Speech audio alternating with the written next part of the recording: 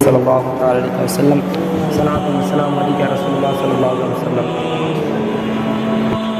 اللہ تعالیٰ قرآن مجید فرقان حمید میں ارشاد فرماتا ہے، قل ان کان آباؤکم و ابناؤکم، اے محبوب آپ فرما دیجئے، قل ان کان آباؤکم و ابناؤکم، اگر تمہارے ماں باپ، تمہاری اولاد، و اخوانکم و ازواجکم، اور تمہارے بھائی، تمہاری بیویاں، و عشیرتکم، اور تمہارے خاندان والے، و اموال اقترفتموہا، اور تمہارا وہ مال جو تم نے کمایا، و تجارت تخشون کسادہا، اور تمہارے وہ بزنس، تمہارے وہ کاروبار کہ جس کے نقصان کا تمہیں خوف ہے، و مساکن ترضون احب الیکم من اللہ و رسولہ، اور تمہارے وہ مکانات جو تمہیں اچھے لگتے ہیں، اللہ فرماتا ہے یہ ساری چیزیں اگر احب الیکم من اللہ و رسولہ، اللہ اور اس کے رسول اور اللہ کے راستے میں جہاد کرنے سے اگر یہ ساری چیزیں تمہیں محبوب ہیں، پیاری ہیں، تو اللہ فرماتا ہے تو آپ فرما دیجئے کہ تم انتظار کرو، وَمَسَاكِنُ أَحَبُّ إِلَيْكُم مِّنَ اللَّهِ وَرَسُولِهِ وَجِهَادٍ فِي سَبِيلِهِ، اللہ فرماتا ہے فَتَرَبَّصُوا حَتَّى يَأْتِيَ اللَّهُ بِأَمْرِهِ، اے لوگو اگر تم کو اللہ کی محبت سے زیادہ، رسول کی محبت سے زیادہ، اگر اللہ کے راستے میں جہاد کرنے سے زیادہ، اگر تمہارے ماں باپ تمہارے لیے زیادہ محبوب ہیں، تمہاری اولاد تمہارے لیے زیادہ محبوب ہیں، اگر تمہارے لیے تمہارے وہ مال جن کو تم کما کر جمع کرتے ہو، تمہارے وہ گھر بار جن کو تم اچھا بناتے ہو، تمہاری وہ تجارتیں، تمہارے وہ کام جس کو کرنے کی وجہ سے تمہیں نقصان کا گھاٹا لگا رہتا ہے، اگر یہ ساری چیزیں دنیا کی اگر اللہ اور اس کے رسول کی محبت سے زیادہ محبوب ہیں، اللہ فرماتا ہے فتربصوا، اے لوگو محبوب فرما دیجئے انتظار کرو کس چیز کا، حتی یأتی اللہ بامرہ، یہاں تک کہ اللہ کا ایک حکم تم پر آ جائے، اور واللہ لا یہدی القوم الفاسقین، اللہ جو ہے وہ قوم فاسق کو کبھی ہدایت نہیں دیتا ہے، جو گناہگار قوم ہوتی ہے، جو فاسق قوم ہوتی ہے، اللہ ایسی قوم کو ہدایت نہیں دیتا۔ اس آیت کریمہ کے اندر اللہ نے تین چیزوں کو بیان کیا کہ انسان کی زندگی میں تین چیزیں بڑی اہم ہیں، اگر تین چیزیں انسان کے پاس ہیں تو وہی کامیاب ہے، اور اگر اس نے ان تین چیزوں کو چھوڑ دیا تو آپ سمجھ لیجئے کامیابی تو دور کی بات ہے، پھر اس قوم پر ذلت اور رسوائی آ جایا کرتی ہے۔ پہلی چیز اللہ نے فرمائی کہ تمہیں سب سے زیادہ محبوب جو ہے وہ اللہ کی محبت ہونا چاہیے، دنیا کے ساری چیزوں سے محبوب اللہ کی محبت، پھر رسول کی محبت، پھر اللہ کے راستے میں جہاد سے محبت ہونا چاہیے۔ اور ایک حدیث پاک بھی ہے، حضور فرماتے ہیں لا یؤمن احدکم حتی اکون احب الیہ من نفسہ وولدہ ووالدہ والناس اجمعین، حضور نے فرمایا کہ اس وقت تک کوئی مومن کامل ہو ہی نہیں سکتا جب تک میں اس کے نزدیک اس کے باپ سے زیادہ، خود اس سے زیادہ، اس کی اولاد سے زیادہ، اس کے تمام دنیا کے لوگوں سے زیادہ، جب تک انسان مجھے اپنے دل میں محبوب نہ سمجھے گا اس وقت تک وہ مومن کامل ہو ہی نہیں سکتا ہے۔ آج ہم دیکھیں جو اللہ نے ہماری قوم مسلم اور دنیا کے قوم کے اندر جو اس کے خسارہ اور اس کے ذلت و رسوائی کی وجہ بیان کی وہ یہی بات ہے۔ اس نے فرمایا کہ اگر انسان اپنے دل کے اندر، اپنے نفس کے اندر، اپنی ذات کے اندر ان تین چیزوں کو رکھے، اللہ کی محبت، رسول کی محبت اور اللہ کے راستے میں جہاد کرنے کی محبت۔ جہاد کا مطلب یہی نہیں ہوتا کہ پہلے کے دور میں تو جہاد یہ ہوتا تھا کہ انسان تلوار لے کر کافروں سے لڑتا تھا، وہ جہاد ہے، لیکن جہاد کا معنی یہاں بھی یہ ہے کہ انسان اپنے نفس سے جہاد کرے، اور نفس سے جہاد کرنے کا مطلب یہ ہے کہ انسان اللہ کے احکامات کے آگے اپنے نفس کی نہ مانے، بلکہ اللہ کے احکامات جب اس کے سامنے ہوں تو پھر انسان اپنے نفس کو چھوڑ کر کے کیا ہے اللہ کے احکام پر لبیک کہتا ہوا سیدھے اللہ کے حکم کے آگے اپنے سر کو خم کر دے، یہ جہاد ہے۔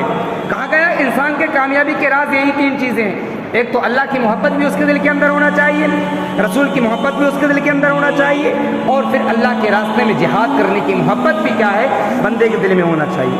اب ہم دیکھیں آج ہمارے قوم مسلم کے اندر کس قدر ذلت و رسوائی ہے، اور اگر آج سے چند سالہ کی زندگی، پہلے کی زندگی کو ہم کھول کر دیکھیں تو ہمارا وہ وقار تھا، ہماری وہ عزت تھی، ہمارے پاس وہ اقتدار تھا، کہ مسلمانوں نے پوری دنیا کے اندر حکومت کی. پوری دنیا کے اندر ایک مسلمان جب کفار کے خیمے میں گھس جایا کرتا تھا تو ایک مسلمان کو دیکھ کر پورے کے پورے کافر جو تھے وہ تھرا جایا کرتے تھے. اس کے خوف اور اس کے رعب کی وجہ سے کافروں کے اندر لرزہ بر اندام ہو جایا کرتے تھے. یہ معاملہ کیا تھا؟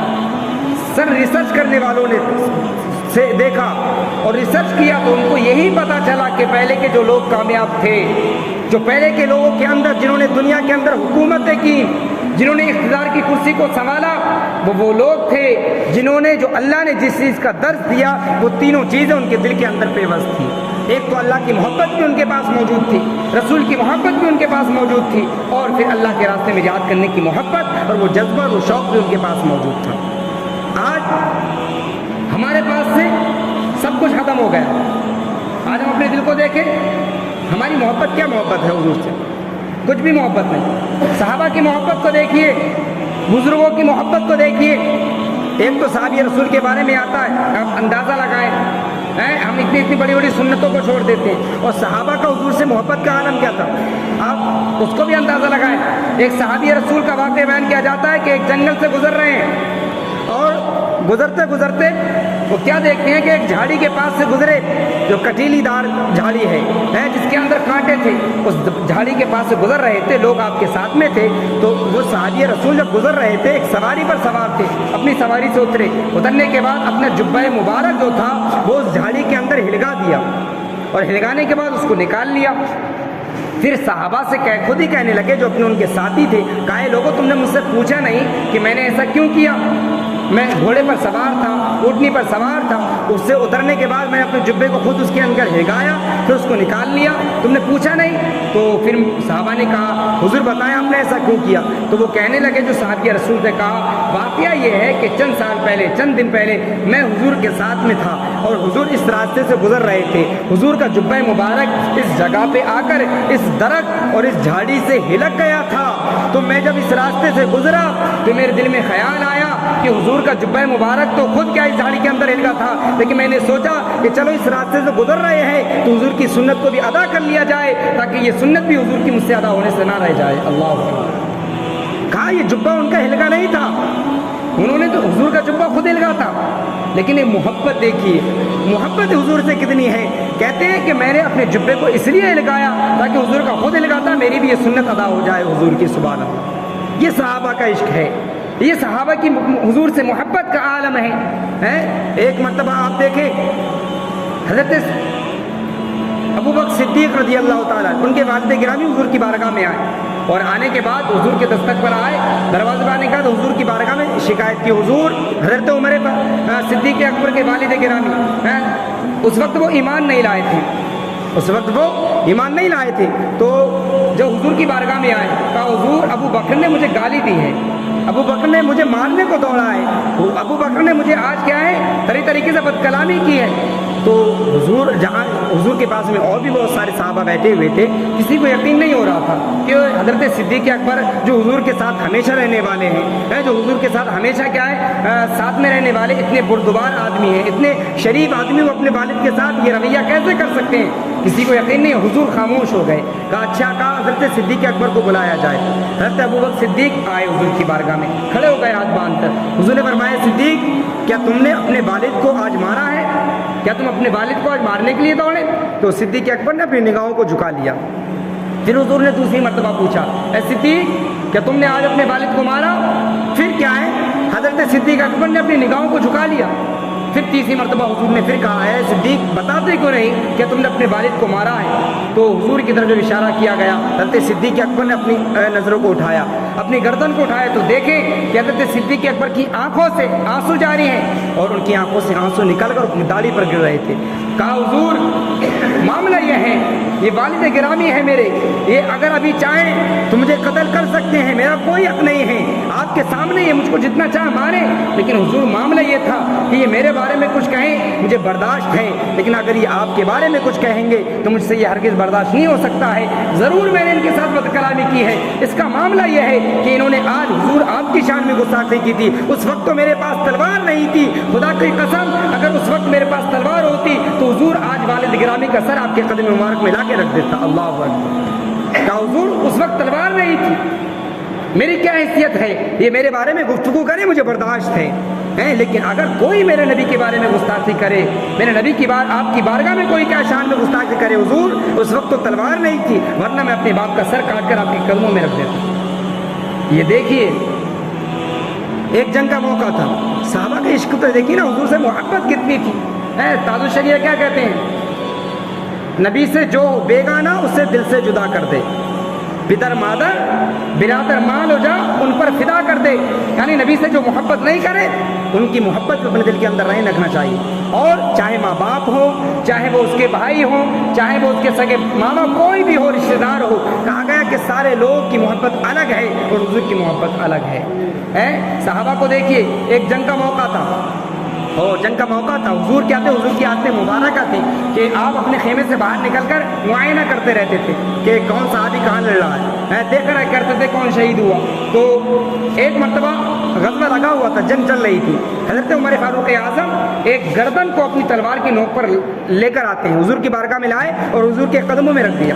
تو حضور نے فرمایا عمر یہ کس کا سر کاٹ کر لے آئے؟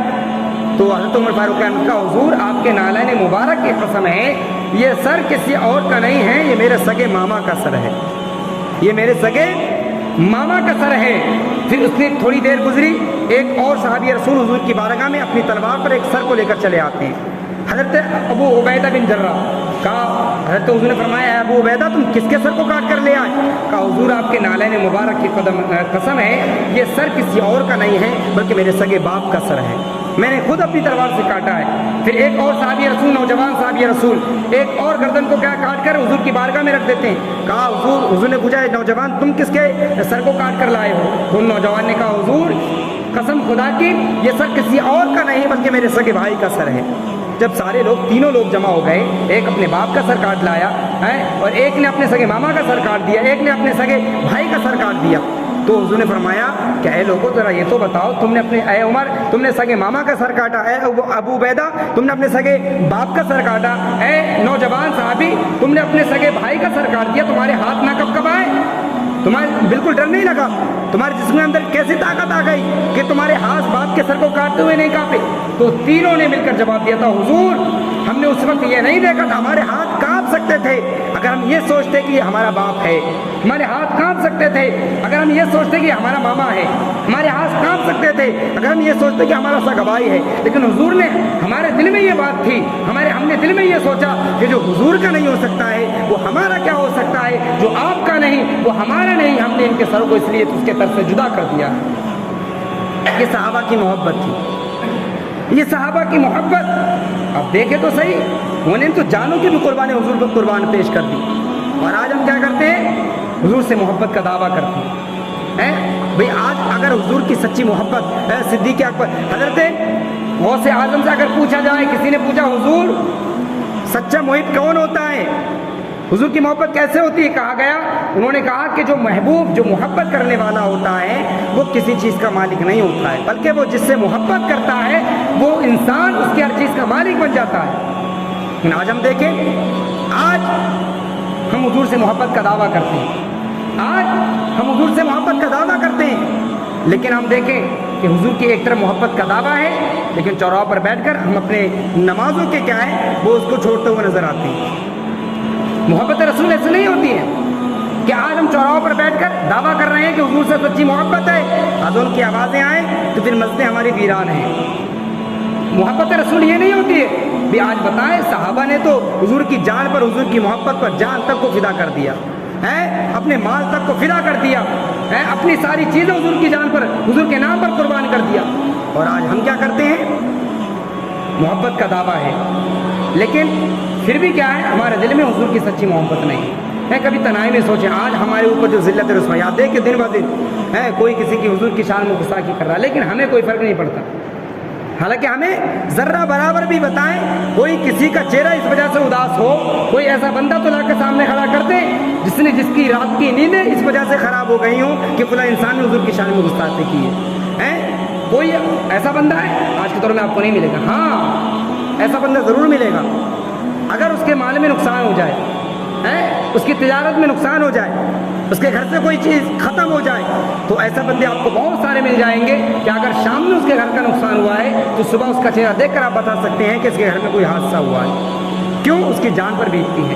لیکن بتائیں ہمارا ایمان اتنا کمزور ہو گیا۔ حضور نے تو فرمایا تھا نا، حضرت عمر سے حضور نے پوچھا ہے عمر تمہیں مجھ سے کتنی محبت ہے؟ تو حضرت عمر نے کہا حضور لانتا، فرمایا لانتا آپ میرے نزدیک احب من کل شیء الا من نفسی، کہا حضور آپ میری جان کے علاوہ آپ ساری چیزوں سے مجھے زیادہ محبوب ہیں، میں آپ سے ساری چیزوں سے کیا ہے زیادہ میں محبت کرتا ہوں، لیکن مجھے کیا ہے اپنے آپ سے زیادہ محبت ہے۔ حضور نے فرمایا لا والذی نفسی بیدی حتی اکون احب الیک من کل من نفسی، حضور نے فرمایا عمر تو اس وقت تک کامل مومن ہو ہی نہیں سکتا، اس وقت تو مومن ہو ہی نہیں سکتا ہے جب تک تو مجھے اپنی جان سے بھی زیادہ محبوب نہ سمجھنے لگے۔ تو حضرت عمر نے کہا حضور خدا کی قسم آج اور ابھی سے کیا ہے آپ میرے نزدیک مجھ سے بھی زیادہ محبوب ہو گئے۔ تو حضور نے فرمایا الآن یا عمر، اے عمر اب تیرا ایمان جو ہے وہ کامل ہو چکا ہے۔ سبحان اللہ۔ یعنی کہنے کا مطلب یہ ہے کہ جو سچا عاشق رسول وہی ہوتا ہے کہ جو حضور کی محبت پر اپنی سب کچھ قربان کر دیتا ہے۔ اور آج ہم دیکھیں، آج اگر ہم نے اپنے کرداروں کو نہ سنبھالا، حضور کی سچی محبت ہم نے اپنی اولاد کو نہ سکھایا، حضور نے فرمایا تھا نا، ایک حضرت علی کہتے ہیں کہ حضور کا فرمان ہے، حضور فرماتے ہیں اتبعوا اولادکم محبت رسول اللہ، حضور نے فرمایا کہ اپنی اولادوں کو کیا ہے وہ رسول کی محبت سکھاؤ۔ کیوں؟ کہ جب ہمارے اندر محبت رسول ہوگی تو پھر ہمارا کردار، ہمارا اخلاق کیا ہے وہ پھر کیا ہوگا الگ ہی نظر آئے گا۔ محبت رسول اور سچا عاشق تو وہ ہوتا ہے کہ اس کو اوپر سے نیچے تک دیکھا جائے، دائیں سے بائیں دیکھا جائے، اس کے اندر سے باہر دیکھا جائے، وہ ہر جگہ سے حضور کا غلام اور حضور کا مقتدی نظر آتا ہے۔ لیکن آج لوگ ہم کو دیکھ کر نا حضور کا امتی نہیں کہتے، حضور کا غلام نہیں کہتے، ہمارے کردار ایسے ہو گئے، ہمارے لباس ایسے ہو گئے، حضور کا تو دعویٰ ہے محبت رسول ہے، لیکن ہم دیکھیں چوراہے پر بیٹھے ہوئے، جمعے کے دن اگر کرکٹ آ جائے تو نوجوانوں کا حال یہ نمازوں کو چھوڑ رہے ہیں کہ لوگ اپنے گھروں کے اندر اذانوں کی آواز آئے تو نمازوں کو چھوڑ رہے ہیں۔ بتائیں جو انسان اپنے وقت کی قربانی نہیں دے سکتا ہے حضور کی محبت میں، اپنے کام کو نہیں چھوڑ سکتا ہے حضور کی محبت میں، اپنے کاروبار کو نہیں چھوڑ سکتا حضور کی محبت میں، وہ انسان کیسے مومن ہو سکتا ہے؟ وہ اپنی جان کی قربانی کیسے دے سکتا ہے؟ اسی وجہ سے آج ہمارے قوم مسلم کے اندر یہ ذلت و رسوائی آ رہی ہے۔ اسی وجہ سے ہمارے قوم مسلم کے اندر حضرت طلحہ یہ صحابی رسول ہیں، ان کے بارے میں آتا ہے کہ ان کی 14 یا 15 سال کی عمر تھی، بیمار پڑ گئے، حضور سے بڑی محبت کرتے تھے، حضور دن میں 2 مرتبہ ان کی عیادت کے لیے جایا کرتے تھے، دیکھ بھال کے لیے جاتے تھے، اے طلحہ کیا حال ہے؟ ایک دن حضور پہنچے، شام کے ٹائم، شام کا وقت تھا، تو ان کے سر پر ہاتھ رکھا اور حضور علیہ السلام نے حضرت طلحہ سے، جو حضرت طلحہ حضور سے سچی محبت کرتے تھے، تو حضرت طلحہ کے سر پر ہاتھ رکھنے کے بعد حضور کی آنکھوں سے اشک جاری ہو گئے۔ اور پھر اس کے بعد حضرت طلحہ کے والد کو حضور ایک کونے میں لے کر گئے، ان کے کان میں کچھ کہا تو حضرت طلحہ کے جو والد تھے وہ بھی رونے لگے، حضور گھر واپس چلے گئے۔